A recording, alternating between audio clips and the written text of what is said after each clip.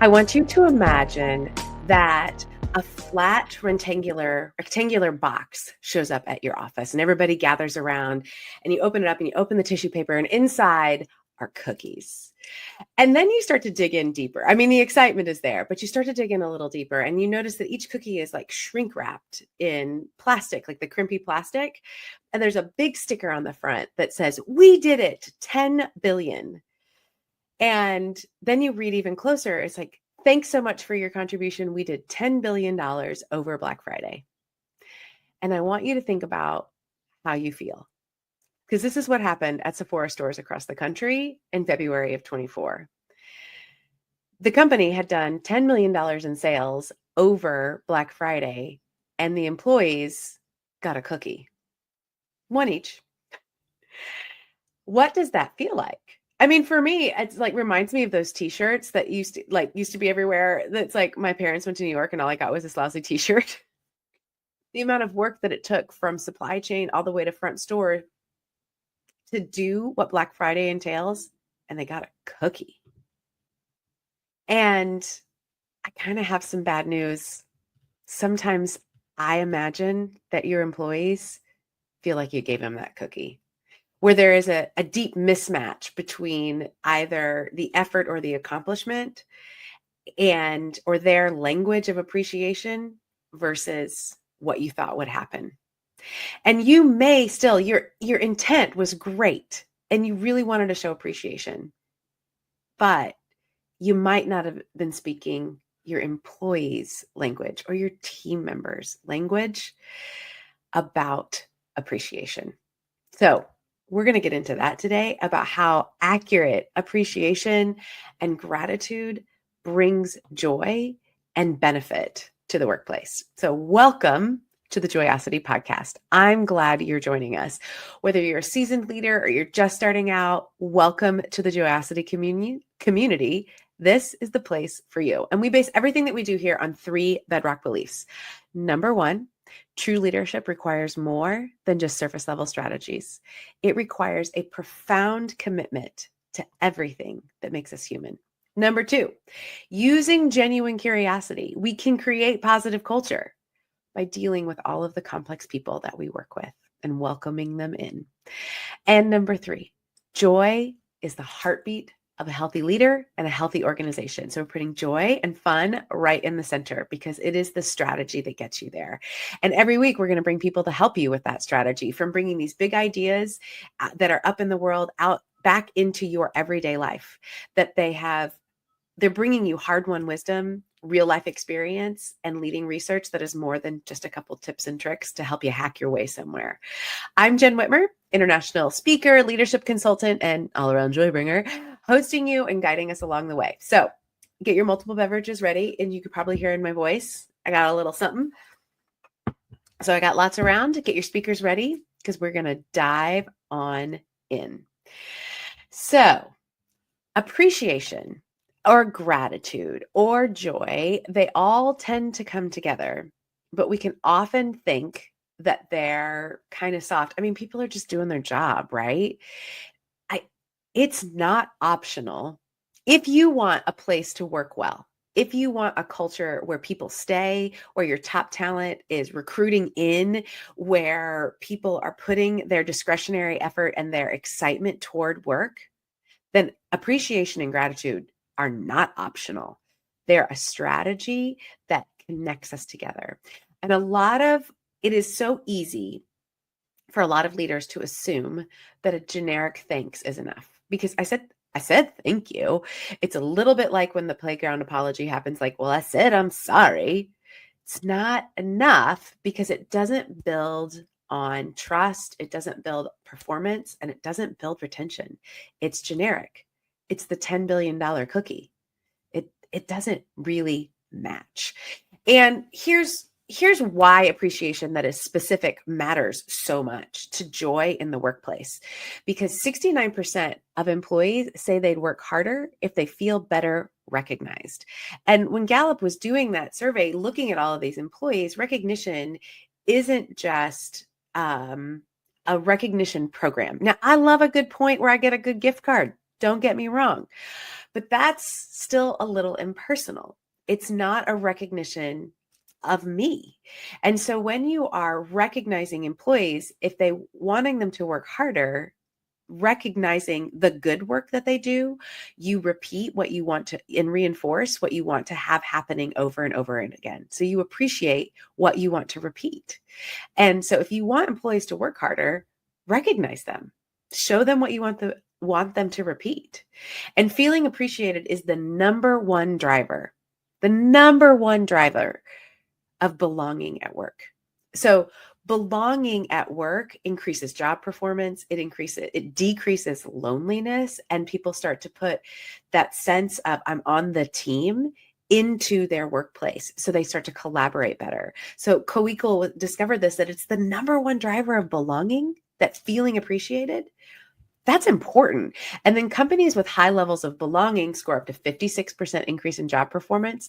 And here's the one that I think is really going to matter, that Better Up Labs found, that the turnover risk decreases by half. You slash in half the turnover when people feel appreciated, which makes sense. Oh, I feel seen here. They appreciate what I do, my contribution, because yes, I am getting paid to do said work and should be paid a quality wage for doing that work. But the appreciation is a feeling. A salary is a transaction. So if you want this, you have to have the feeling of appreciation. 79% of people who quit their jobs cite lack of appreciation as a key reason.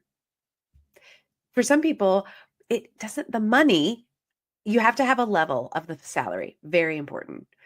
But if they're quitting their job because of lack of appreciation is a key reason, it's more than the money. Now, money is part of it. Salary, pay, all of that matters.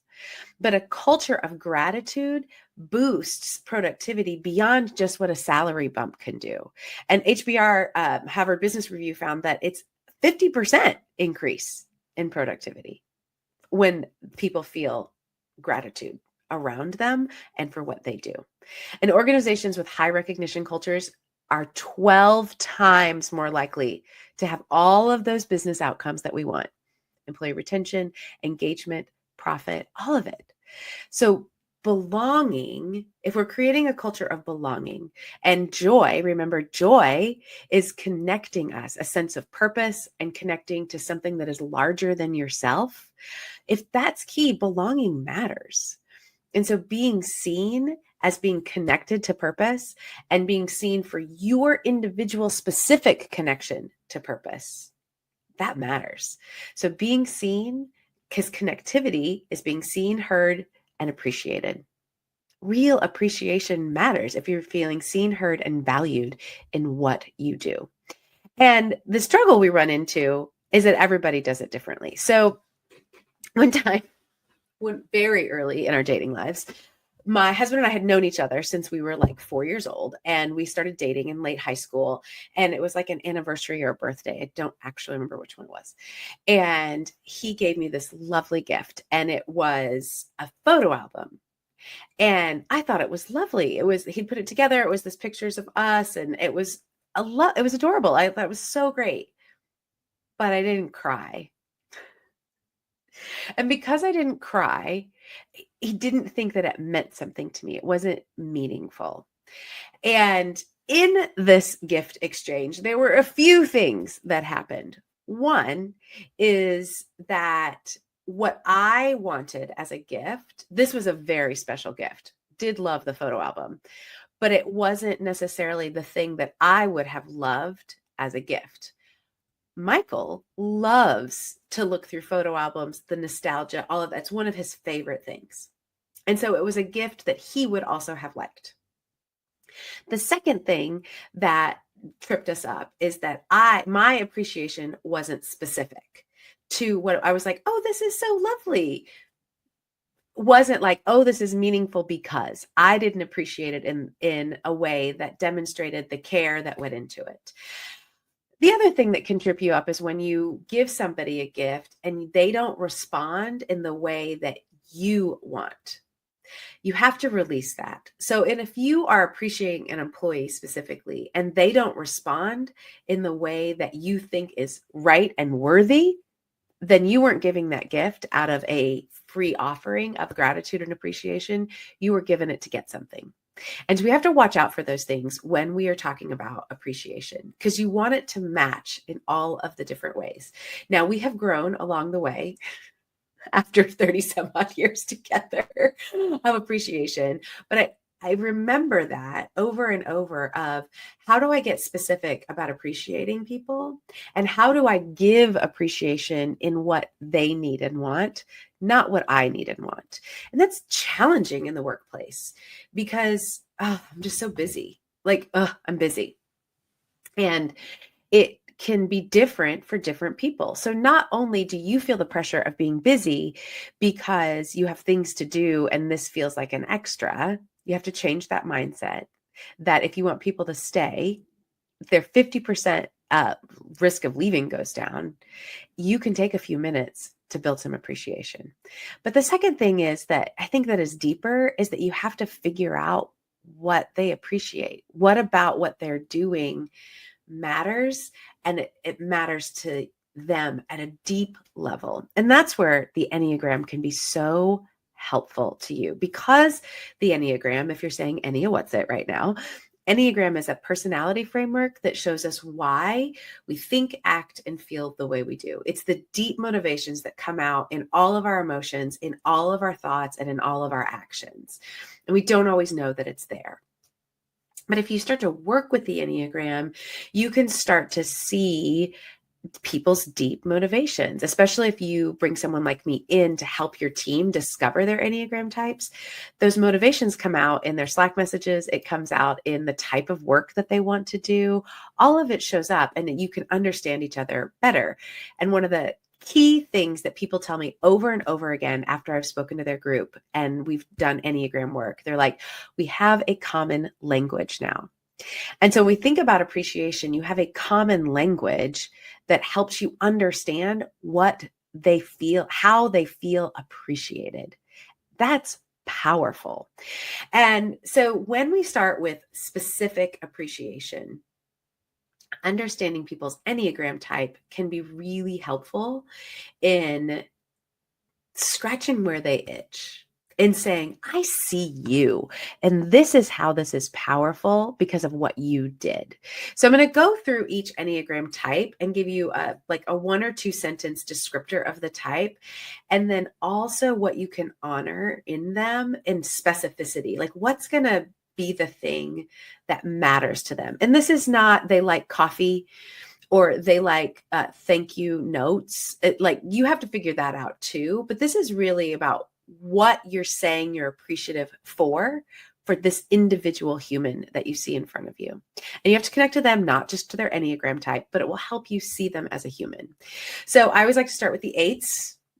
Because I think 8s get a bad rap a lot, among other reasons. But for 8s, they tend to be the people who are showing up at the workplace is pretty decisive, and they tend to have really strong opinions.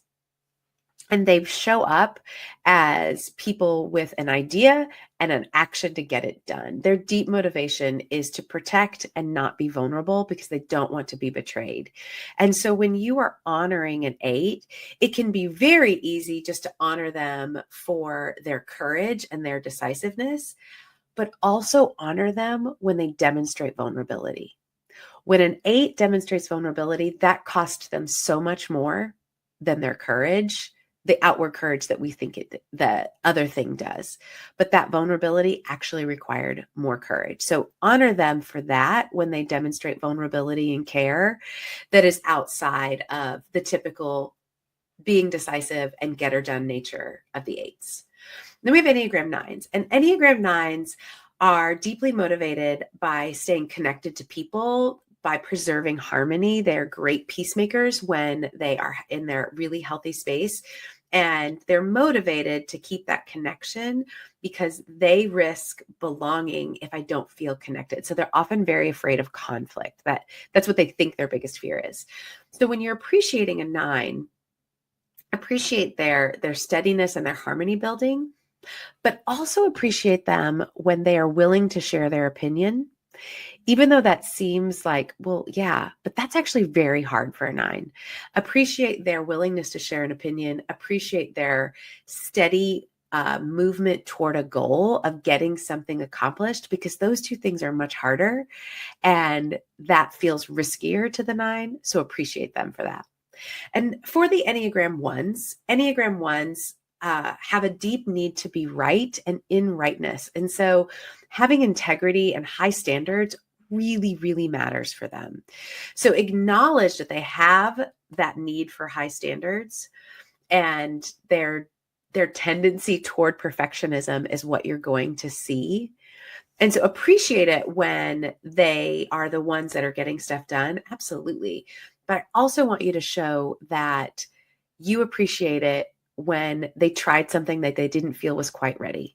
If it wasn't quite perfect and they still tried it anyway, that is powerful for a 1. It demonstrates that, or they start to see that there's not just one right answer. When they entertained possibilities, that's what you want to praise the Enneagram 1 for, and appreciate that specifically, because that's scary, because black and white thinking is where they go as Enneagram 1. So appreciate them for not just upholding the high standards and integrity, but appreciate them for when they can get something out the door that they don't feel like is perfect, or they entertained lots of ideas instead of getting trapped into black and white thinking. And then for Enneagram 2s, they are deeply motivated to connect with other people and not be rejected. They really want to, they're such helpers. And so they will really lay down on the road for you, and they love appreciation. They want love, but they'll settle for appreciation. And so they are very caring and they are very helpful. And so, of course, recognize that in them, please. But also recognize them for when they set a boundary, for when they attempted to disagree in a way that was holding their own and holding space for other people. Because they're always going to go above and beyond to be helpful.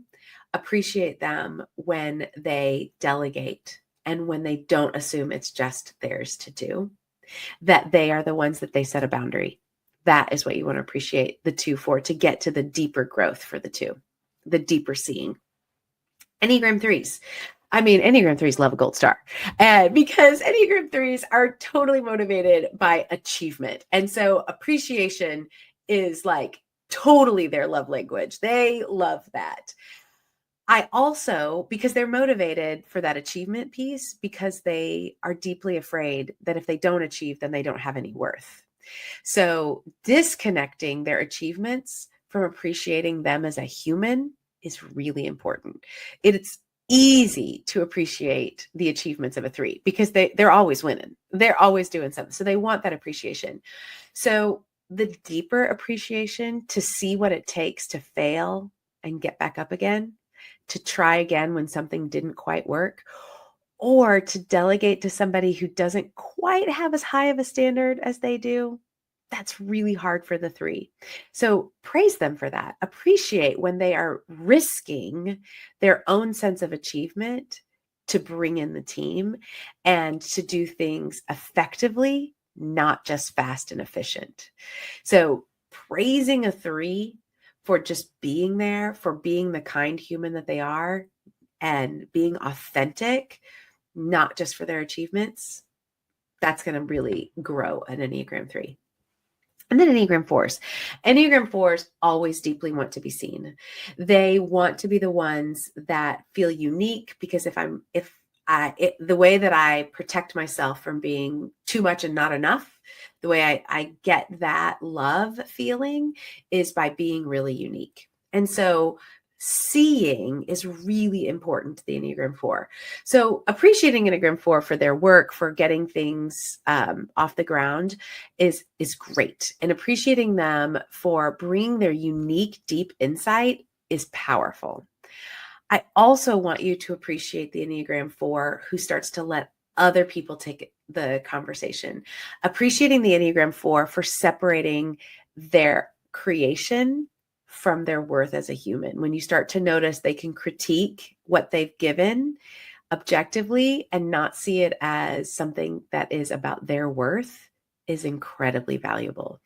And especially celebrating them when they get to doing and get out of the cycle of all of the feels, because we need the feels of the 4, but sometimes they can get stuck there. And recognizing them for their powers of reflection and insight, as well as when they get going, is so powerful to grow the 4. And then we move to Enneagram 5s. So Enneagram 5s are deeply motivated to be competent. They are the knowers and the thinkers of the Enneagram.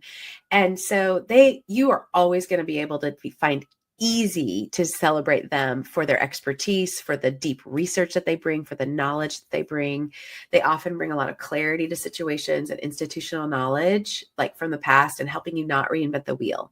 Absolutely appreciate the 5 for that. I also want you to appreciate the 5 for sharing a little bit of themselves. 5s can kind of castle themselves off and feel sometimes like just get to know you questions can feel almost intrusive to their privacy. And so when they're willing to get a little bit vulnerable, when they're willing to share a little bit about themselves, not about a topic, but about themselves, I want you to appreciate them for that, because you want that to be repeated. That brings that sense of belonging to them, even though they're afraid. That helps them bring down the castle moat a little bit and welcome them into the group. And then Enneagram 6s. Enneagram 6s are deeply motivated to not be blamed or abandoned. And so they're preparing all the time. And they're much like the 2s, they're doing. And so it's easy to appreciate their loyalty. It's easy to appreciate their going above and beyond because they're doing it all the time. I want you to dig deeper and really appreciate the Enneagram 6 for their troubleshooting and their discernment. When they can decide themselves and they haven't had to go around the committees to get everybody's approval so they don't get blamed, when they make that strong, good decision, recognize them for that. Get underneath that motivation and praise them for the thing that was hard, because that courage to go out in the world every day when you're feeling that afraid is so important. But also when you decide to make the decision and you act on it without having to get everybody else's approval, that's going to grow the 6 because it's so brave. It's so brave. And then Enneagram 7s. Enneagram 7s are motivated to avoid pain. And they do that by reframing and keeping things positive. They're great brainstormers. They don't want to be trapped anywhere. They don't like to be limited. And so it's really easy to celebrate their joyfulness. It's easy to celebrate that they always bring the party. Give them the space to not always bring the party, and praise them when they bring that problem solving. Because sometimes Enneagram 7 struggle because you don't see the problem solving. You just see all of the brainstorming and the great ideas, but actually they're deeply connected to purpose and problem solving. So praise them for that, but also praise them when they sit in the pain enough, that they don't reframe it immediately, that they're willing to dig a little bit deeper into why that hurt or why that was hard, or they face a conflict sooner than before it blows up. Those kinds of wading into the pain experiences, praise the 7 for that, because that is what's really hard for the 7, and that's what you want to see appreciated. So when you give appreciation in the way they want to receive, that is natural to their personality, but you also flip it and you praise them for the thing that they find hard, that is going to bring a sense of great seeing. Like you're really going to see what people, when they're brave in that space. And the Enneagram helps you understand that. And if the Enneagram is new to you and you would like some more to know about the Enneagram, you can go to jennwhitmer.com/Enneagram. So Enneagram is ENNEAGRAM, jennwhitmer.com/Enneagram. And of course, we'll put it in the show notes. But when you go there, you can find a very easy Enneagram descriptor that helps you understand the 9 Enneagram types and their core motivations a lot deeper than we just went through really quickly. Also, always out there right now is that this idea around cultivating joy at work. all matters in your leadership. And so it's a core part of Joyosity, which is my book that is coming out. And if you want early access, all the behind the scenes things, you can join the VIP list at jennwhitmer.com/books. So if you get on the book list and so you're getting the behind the scenes stuff and you're like, hey, I missed the Enneagram thing, I will easily send you the Enneagram thing. It's not a problem. It's a little booklet that says, why do I keep doing this? That'll help you dig into the Enneagram and leadership. And you'll get some of that in the book group too. So jennwhitmer.com/books if you'd like to do that. And I'd really love your insight as we're building the book. I'm so excited about spreading that message. So I want you to think about that cookie again. What's the difference between getting a generic overstamped cookie with, crinkle things on the edges that said, hey, we made $10 billion versus individual managers giving you, hey, here's how you connected to this. And I see this in you and how you're trying. The $10 billion feels, unless they're giving you like a share of it, it's too ethereal. Like, I don't know what $10 billion feels like or looks like or what it means to me today. But that somebody I work with saw that I helped a customer through a conflict, and I'm an Enneagram 9. And afterwards I was kind of shaky, and they're like, you were so brave. And I'm so proud of you for going through that with that customer. They felt more connected at the end. That was amazing. That's going to be so much more powerful than a cookie that celebrates $10 billion. So make sure that you're appreciating people specifically. And when you specifically do that and you create belonging and people feel seen, heard, and valued, you are doing part of the work of joy at work, because people are going to give you more. And it just feels better, y'all. Where you are, it feels better to be appreciated. So I want you to think about how you can incorporate the Enneagram into your workplace, how you can really increase your specific gratitude of people, but also just the gratitude connected to purpose, that what you're doing really matters and that you're grateful that people are with you. I am grateful that you are with me, that you listen and you review and you send me emails and notes and text messages that say, this was such a great episode. Thank you. I appreciate that as well. If you do that, I would love for you to share this episode with somebody. They're like, hey, here's how we can use the Enneagram more, or here's how I think we should appreciate our team better. I would be so grateful for that, because that connects us to each other in such a bigger way. And I am so, so grateful for that. So next week, Kevin Monroe is coming in, and he is like, it's kind of like a giant golden retriever of gratitude. It's amazing. So I can't wait for you to hear him next week as well. So stay tuned for next week when we dig into this topic. So let me put my coach hat on for just a moment. Don't just leave this here. Take a moment. What did you learn? What's your next tiny action step? Share this episode with someone and tell them what you're going to do. Check the show notes for all the links and connect with us on LinkedIn and all the other socials, or just, drop me an email at Jenn with 2 N's at jennwhitmer.com. We want to keep this conversation going with you. I know your earballs have a lot coming at them, so thank you for listening to the Joyosity Podcast and being a part of our community. Please take a moment to rate and subscribe. It helps more people join us in the movement to create positive culture with complex people. So work is a joy, people are whole, and organizations flourish. Can't wait for you to join us next week.